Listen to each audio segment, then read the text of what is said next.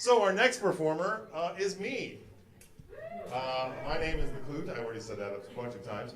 I'm from Phoenix, Arizona. I am the winningest slam poet in Arizona poetry history. That's what my bio says anyway. I am also a shark diver and conservationist. I've traveled around the world working with sharks from the great whites of Isla Guadalupe to the bull sharks of Fiji. This year I will be diving in the Philippines with thresher sharks with the group Fins Attached, where we'll be doing a tagging expedition to find out what is up with those crazy sharks.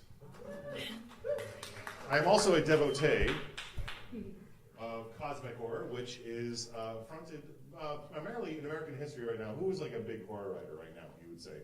Stephen King, probably. Donald Trump. Yes. Touche. But if you look at modern American horror, you start off with Edgar Allan Poe, and then you get to H.P. Lovecraft. And for his faults, and they are legion.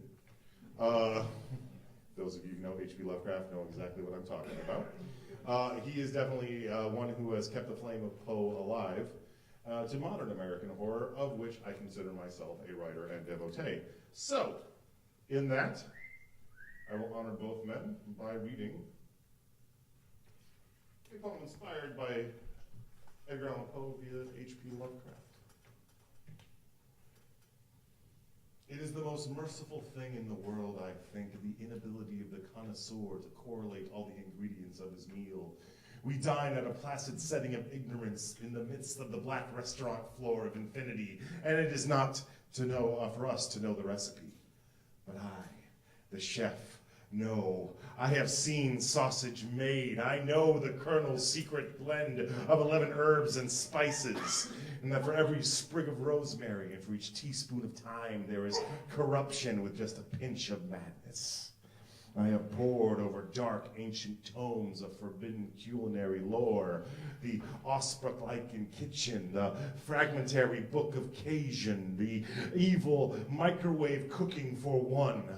None gave my meals the desired zest, and as I presented my culinary abominations, the words bon appetit would catch in my throat. Oh, why did I major in home ec at Miskatonic University? One horrible day, fated and bleak, a package with no return address, stained by Malaysian sambal and tied together with saffron threads, arrived at my kitchen door. No sneeze guard could contain my horror. It was the Gastronomicon, the terrible tome of the elder gods, penned by the mad Arab Abdul al-Hazred, the short order cook of Sana'a, who had found recipes while working at the dessert station at an ancient nameless buffet. They said he had been devoured in front of terrified patrons by invisible demons who only left a 10% tip. Oh, there were rumored to be copies at the Cordon Bleu in Paris, at Keziah Mason's cupboard, at the ill-fated Boyardee translation housed in the British Museum. That's a thinking man's joke. There was the fabled original.